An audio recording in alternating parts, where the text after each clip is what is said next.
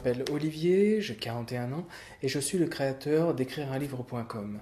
Alors si aujourd'hui j'ai décidé de créer cette chaîne YouTube, c'est pour les personnes qui, comme moi, ont décidé un jour d'avancer plus loin, de passer une étape supérieure par rapport à l'écriture.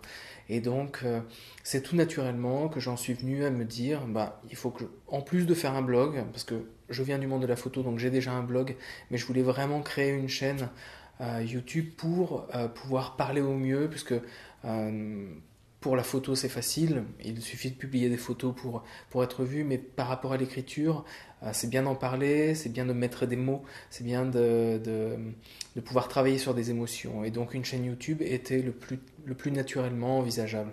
Donc voilà, donc je vais en revenir à ce que je disais, je veux créer cette chaîne avant tout pour les personnes qui, comme moi, aujourd'hui ont envie d'aller un peu plus loin dans l'écriture. Et donc, avec tous les moyens qu'offre Internet, c'est facile de le faire. Et donc, on va essayer, au cours des différents modules que je vais mettre en place, de voir l'auto-édition et surtout la publication en édition autonome, c'est-à-dire en passant par un e-book avec différents supports Internet.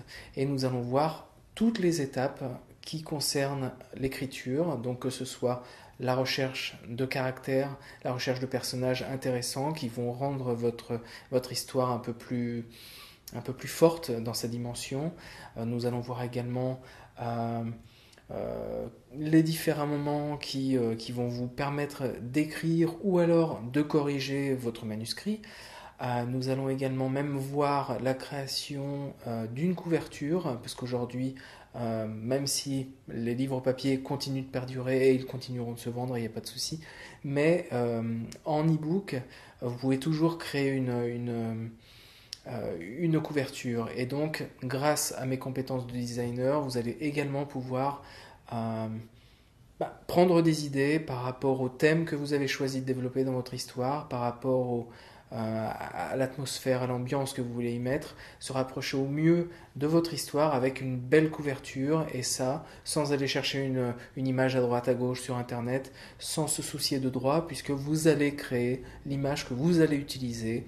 Et nous allons voir, grâce à des outils facilement téléchargeables sur internet, très simplement, dans toute la légalité possible, créer sa propre couverture. Et ça, pour moi, je trouve que c'est vraiment c'est un point aussi important que l'histoire, si ce n'est plus, puisque la majeure partie des livres que j'ai lus sont des livres où la couverture vraiment m'appelait, et ensuite, bon, on tourne le livre pour avoir le quatrième de couverture, mais ça c'est pratiquement un détail. Un livre, on vit avec, et c'est une image, et cette image, toute image part de la couverture, c'est vraiment important pour moi. Donc j'accorde un point important sur l'image. Voilà. Donc aujourd'hui, c'est le pilote. Il touche à sa fin, et donc je vous dis, je vais mettre en place différents petits épisodes qui viendront parler de différents sujets. Et vous allez voir, j'espère tout du moins que vous trouverez ça intéressant. Donc, comme je l'ai dit, notre épisode s'achève et je vous dis à très bientôt. Au revoir.